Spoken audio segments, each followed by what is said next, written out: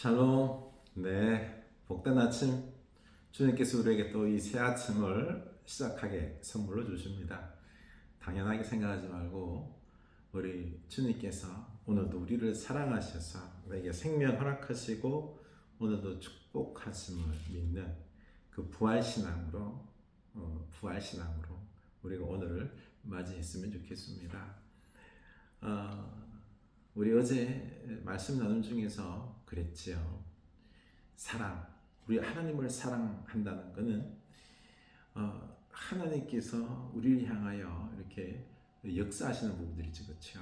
인재하시고 부활의 주님이 늘 함께하시고 이런 부분들에 대해서 감탄하는 겁니다. 경외하는 거죠, 감사하는 거죠, 기뻐하는 거죠. 당연히 얘기면 안 됩니다. 당연히 얘기면 안 돼요. 오늘 이 아침에 우리 명상하면서 한번 이 숨을 한번 느껴보십시오. 호흡이 있어. 감사하는 거죠. 생명이 있어. 나로 말미암아 또 이런 생명 주시고 오늘 또 우리 주님께서 이 아름다운 자연을 다스리시듯이, 그렇죠? 얼마나 아름다워요. 아름다우신 주님께서 우리 인생도 사랑하셔서 개입하실 줄로 믿습니다. 이거 마음 중심으로 우리 느껴지도록 충만할 때까지 명상과 묵상을 할 수 있기를 원합니다. 그래서 내 안에 주님으로 먼저 사랑으로 주님을 향한 경외감이 넘칠 때까지 좀 오늘은 기다리면서, 그러면서 충만할 때 이제 일어나서 또 오늘 하루를 시작합시다. 네. 우리 숨을 크게 들이쉬고 내쉬며 들이쉬고 내쉬며 호흡이 들고 나가는 것을 느껴봅니다. 이제 평상의 호흡으로 돌아갑니다.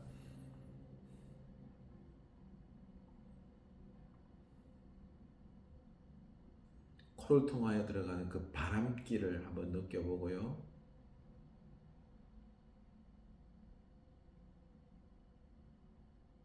또 이 복부에 가득 찬 팽창했다가 수축되는, 들어왔다가 나가는 그 느낌들, 내 호흡에 집중합니다.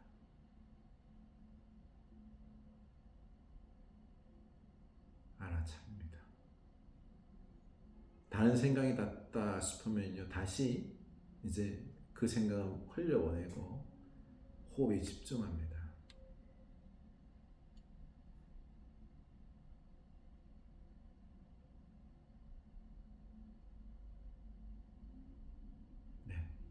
이렇게 여러분 한 5분 정도 조용히 호흡에 집중하면서 내 마음을 딱 가라앉히시고요.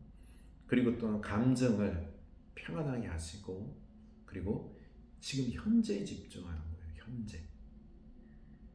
지금 이 시간. 하나님이 나를 사랑하시고 내 생명이 있게 하시네. 그리고 또 내게 말씀하신 것들 있죠. 이런 부분들에 집중해서 듣는 겁니다. 이때 우리 안에서 이 하나님 말씀이 살아 움직이고 또 내가 믿음으로 반응하는 거죠. 그렇죠? 하나님으로 충만한, 하나님이 살아계심이 믿어지는, 사랑이 넘치는 오늘 하루의 시작이 될 줄로 믿습니다. 네.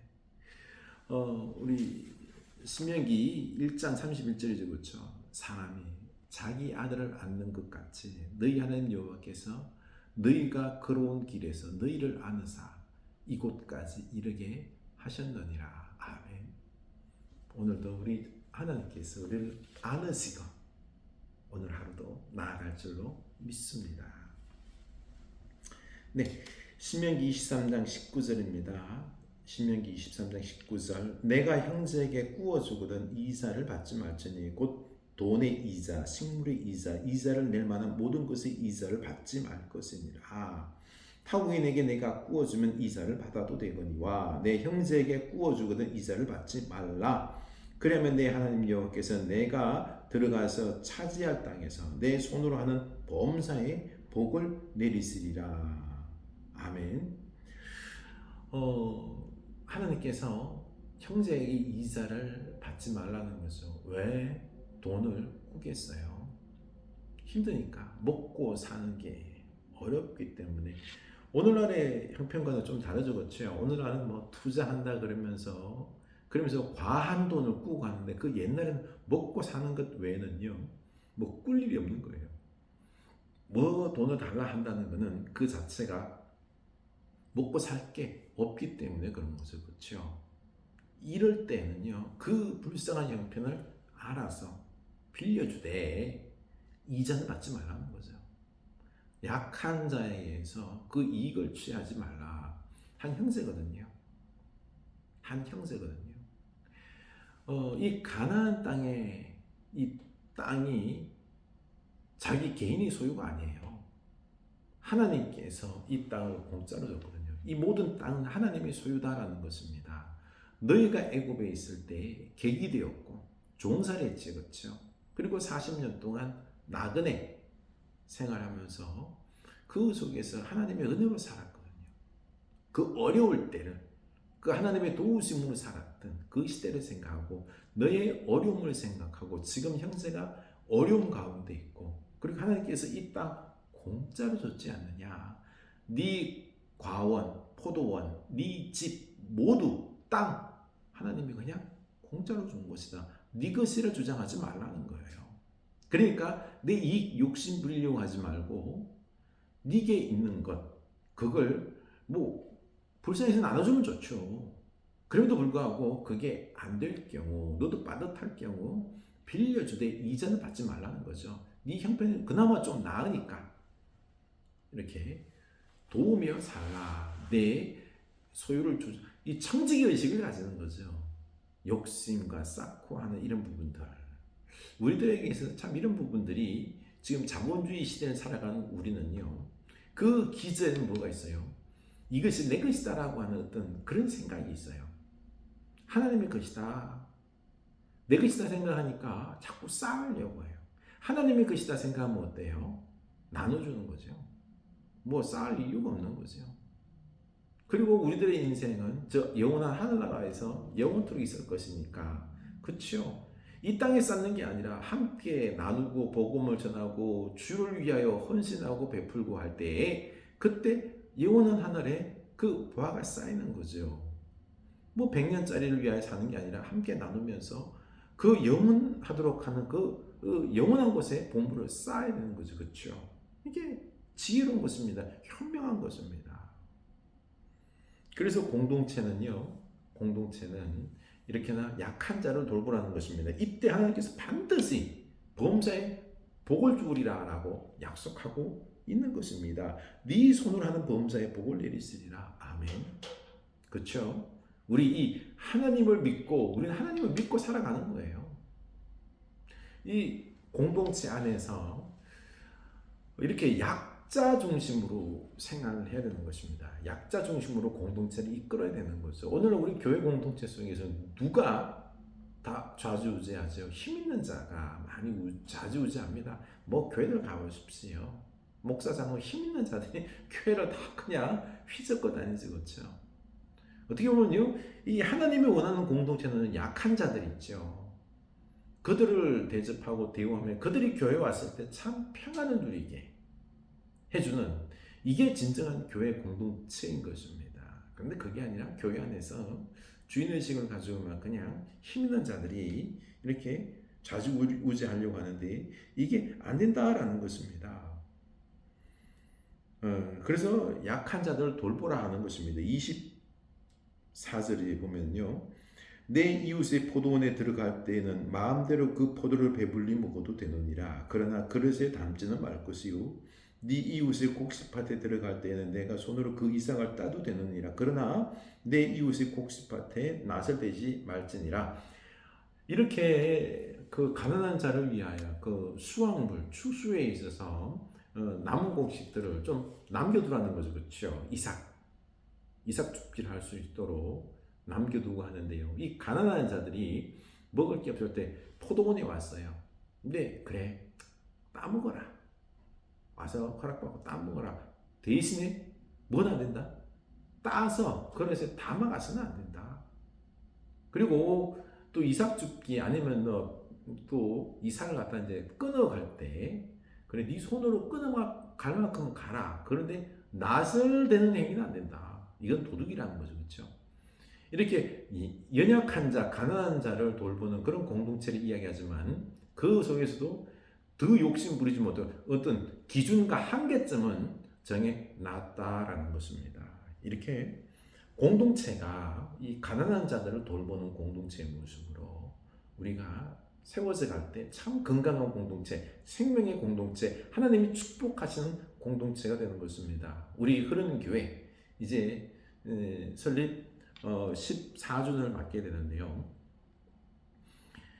우리가 이제는 부활의 공동체로서 그렇죠. 이렇게 가난한 자, 약한 자들을 사랑하고 섬기는 이런 정인된 공동체, 사랑의 공동체로 좀 이제는 거듭났으면 좋겠습니다. 그래서 우리 그러는 교회가 나이만 먹는 공동체가 아니라 진짜로 우리 부활하신 주님과 함께 생명을 이루는 사랑의 공동체, 증인된 공동체, 섬기는 공동체를 우리 거듭날 수 있도록 우리 한번 마음 다짐합시다. 그럼 하나님께서 우리를 복되게 하십니다. 축복하십니다. 아멘. 우리 흐르는 교회가 이제는요 거듭나는 그런 기회로 삼았으면 좋겠습니다.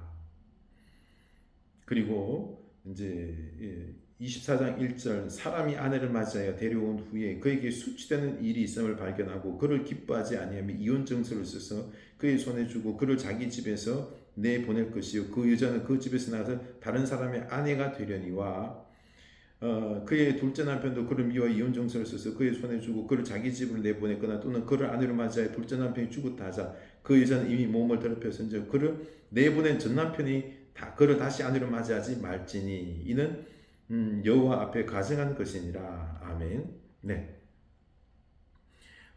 여기서 이제 이혼 증서를 써주라라고 말합니다. 만약에 아내가 뭐 다른 이유가 아니라 성적인 어떤 범죄를 행했을 경우, 이럴 경우 이혼 증서를 써서 이혼하게 허락했던 것입니다. 그 예수님께 그 서기관들이 이렇게 이혼에 대해서 질문했지요. 그때 율법에서는 모세는 이혼하라고 정서를 써주고 이혼을 허락했는데 너는 이혼이 허락해도 됐냐라고 물은 거죠. 예수님은 아니 될 것이다라고 말했는데 그때 예수님께서 이렇게 말한 겁니다. 모세가 이혼 정서를 써주고 이혼을 허락한 것은 다름이 아니라 뭐 이혼 막 해낸다 그 말을 하는 게 아니라 너희들이 워낙 악하기 때문에 여자들을 물건 취급하고 그래서 재산 취급해서 마음에 안 들면 그냥 막 이혼하기 때문에 이혼하라는 것은 여자들의 권리를 주장하는 거예요. 막 버리지 말라는 거죠. 뭐 성적인 범죄를 범하지 않는 이상은 그렇지 않은 이상은 버리지 말라는 겁니다. 이혼 정서를 써주라는 것은 이혼하라는 게 아니라 이것 외에는 이혼하지 말라. 그 옛날에는요 이혼이 막 그냥 여자들은 남자들에게 기분 상하면은 남자들 이혼했어요. 그 보면은 내려오는 이야기 보면은 여자가 그 밥을 했는데 예수님 시대예요. 그때 태웠어요. 태우는 것도 이혼 사유가 된다는 거예요. 말이 돼 그게. 그 정도로 여자를 마구 대한 거죠. 이혼 정서를 써주고 이혼하라는 건 이런 이유 외에는 성적 일탈 외에는 절대로 이혼하지 못하게 여자를 보호하기 위해서 그렇다라는 것입니다. 이렇게 이혼의 문제들 이런 부분들이 있어서도 주님은 최대한 약자를 보호해 준 것입니다. 그런데 그 근본 취지는요 되도록이면 나누지 말라는 거죠. 부부는 하나다라는 거죠. 서로 용서하고 사랑하고 하나됨을 지키라는 것입니다. 성삼위 하나님이 하나이듯이 그렇죠? 하나이듯이 우리도 부부가 하나가 되어서 하나의 그 따뜻한 가정, 행복한 가정을 이루라는 것입니다. 네, 오늘 이 말씀을 생각하면서 우리의 가정이 부부제의 사랑으로 가정이 행복한 가정, 따뜻한 가정, 사랑이 넘치는 가정이 되기를 원하고요. 우리 공동체가 우리 그러는 교회 공동체가 부활의 주님의 그 정인된 공동체, 사랑의 공동체, 섬기는 공동체로 든든히 세워져 나갈 수 있기를 주님의 이름으로 축원합니다.